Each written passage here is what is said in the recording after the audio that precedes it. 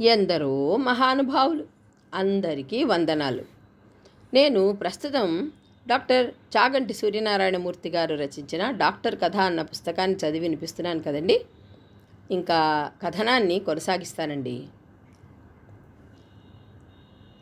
అతను తన అపూర్వ గాథని ఇలా చెప్పుకొచ్చాడు. నేను రైల్వేలో గూడ్సు గుమాస్తాగా ఉండేవాణ్ణి 1910లో. అనగా నాకు 5 ఏళ్లకు పింఛన్ అవుతుందనగా ఎంతో దీక్షతో యోగ సాధన పూజా కార్యక్రమాలు నిర్వహిస్తూ ఉండేవాణ్ణి. హఠాత్తుగా ఒకసారి పూజాక్రమంలో నేను ఒక అలౌకికమైన ఆనంద స్థితిలో మునిగిపోయి నాకు పూర్తిగా ప్రపంచ స్మృతిని పోగొట్టుకున్నాను.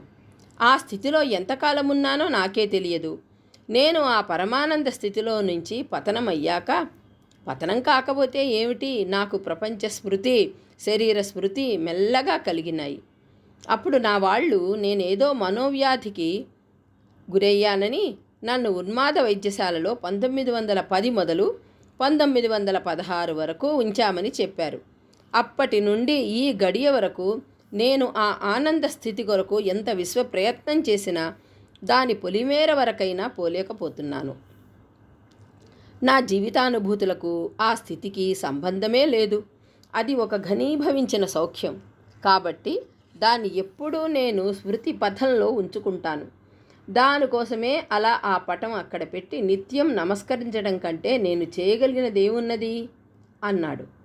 ఈ కథ నాకు నమ్మడానికి కొంచెం కష్టం అయినప్పటికీ నేను ఆశ్చర్యపడి ఉన్మాద వైద్యశాలలో వీరి రికార్డు ఏమైనా దొరికితే అసలు సంగతి ఏమిటో తెలుసుకుందామని నిశ్చయించుకున్నాను. నేను కొద్ది రోజుల్లో ఉన్మాద వైద్యశాలకు పోయి స్నేహితుల సహాయంతో పాత రికార్డులు గాలించక ఆయన రికార్డు దొరికింది. దాని సారాంశం ఇది: రోగి పేరు మొదలియారు, వయస్సు 52, రైల్వే ఉద్యోగి, తండ్రి పేరు వగైరా వగైరా, ప్రస్తుత వ్యాధి, ఈ ఫలానా తారీఖున నిత్య పూజా విధానం జరుపుకుంటుండగా స్మృతి పోయినది. కళ్ళు ఇతర అవయవములు బిగుసుకుపోయిన స్థితిలో శరీరం అంతా ఉన్నది. నిమిషమునకు 8 సార్లు శ్వాస ఆడుతున్నది. నాడి నిమిషమునకు 50 సార్లు కొట్టుకొనుచున్నది. గత 2 వారముల నుండి అన్నం కానీ నీరు కానీ లోపలికి పోవుటలేదు. ముక్కు గుండాను ఆసనం ద్వారాను ధారకం లోపలికి పంపడానికి ప్రయత్నించాం, కానీ ఆట్టే లాభం లేకపోయింది. 4 రోజులు ఈ స్థితిలో ఉన్నప్పటికీ రోగి ఏమీ శుష్కించలేదు, ఎక్కువ బాధపడలేదు. ఇట్టి స్థితిలో 2 నెలలు ఉన్న తరువాత అలా శరీరం కొయ్యవలే ఉండి అప్పుడప్పుడు కొంచెం సేపు తగ్గి కొంచెం స్మృతి వచ్చేది. అప్పుడు ధారకం బలవంతంగా లోపలికి పంపుటకు వీలయ్యేది.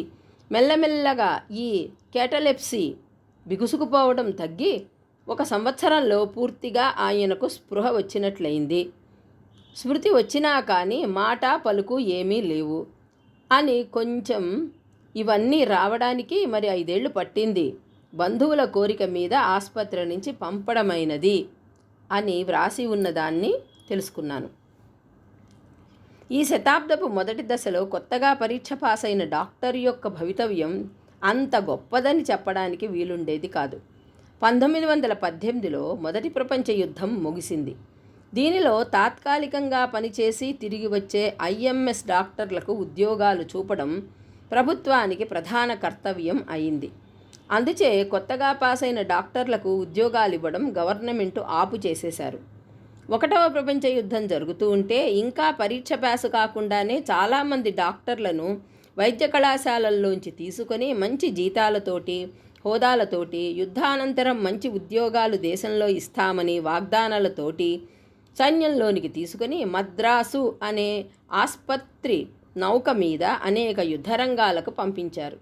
వీళ్ళు కష్టాలు పడి దేశానికి తిరిగి వచ్చిన తరువాత చేసిన వాగ్దానాలు కట్టుబడి ఉన్న ఉద్యోగాలు మొదట వారికి ఇవ్వడం న్యాయం కదా.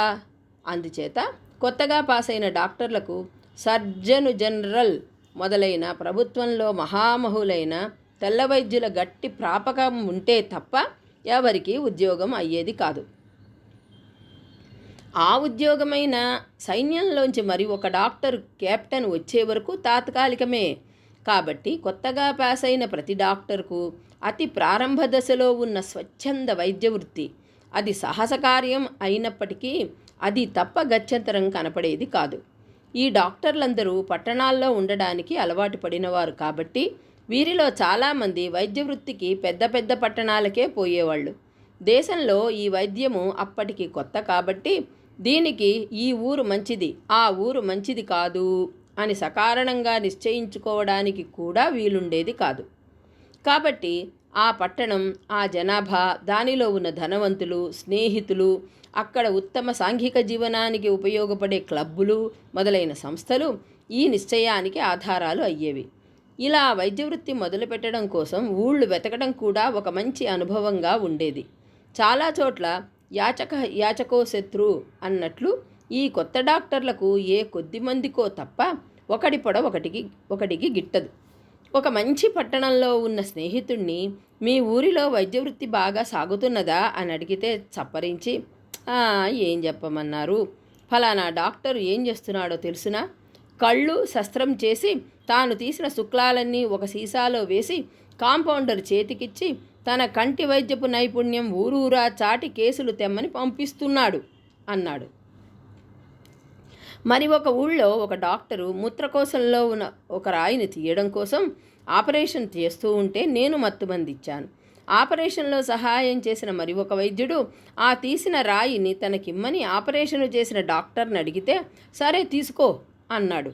కొద్ది రోజుల తర్వాత నేను ఆ ఊరు వెళితే ఈ సహాయం చేసిన వైద్యుడు ఈ రాయి ఊరందరికీ తన శస్త్రవైద్య నైపుణ్యం చాటడం కోసం ప్రదర్శిస్తున్నట్లు తేలింది.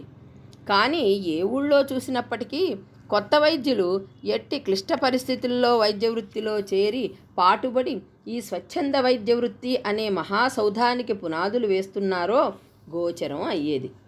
ఒక చెంప ప్రజల్లో తరతరాలుగా వచ్చిన మూఢనమ్మకాలు, దారిద్ర్యం నిగ్రహించి అదుపులేని పరిస్థితుల్లో కూడా వైద్య సహాయానికి సదుపాయాలు కల్పించుకుంటూ తద్వారా జీవనోపాధి కల్పించుకోవడమే కాక ఆ జీవనోపాధిని ఒక గౌరవ వృత్తిగా రూపొందించుకుంటూ ఉండేవాళ్ళు.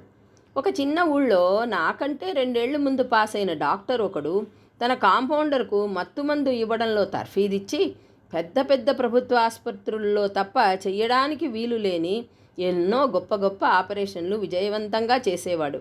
కానీ పాపం అతడి ప్రారంధం వల్ల ఒక రోజున గొంతులో టాన్సిల్స్ ఆపరేషన్ చేస్తుంటే రక్తస్రావం ఆగక రోగి బల్ల మీదనే గ్రామస్తులందరి సమక్షాన చనిపోవటం తటస్థించటం వల్ల వారి కోపాగ్నికి శలభం కాకుండా ఊరిలో నుంచి పారిపోవలసి వచ్చింది.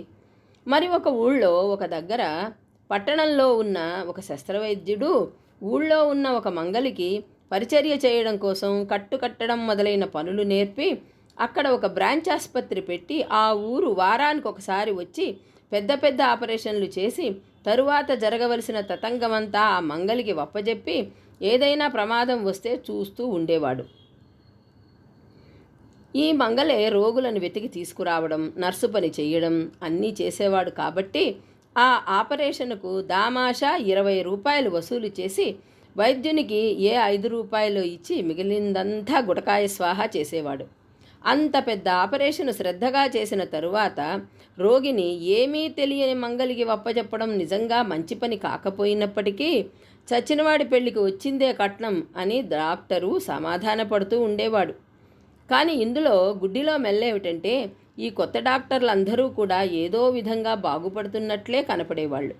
వైద్య వృత్తిలో నాకంటే 2-3 ఏళ్లు ముందుగా ప్రవేశించిన స్నేహితుడొకడు నన్ను ఎంతో దయతో తన ఊళ్ళో వైద్య వృత్తి ప్రారంభించమని, ఆ రోజుల్లో ఇలాంటి సలహాలు ఇలాంటి సహకారము తక్కువగా ఉండేది.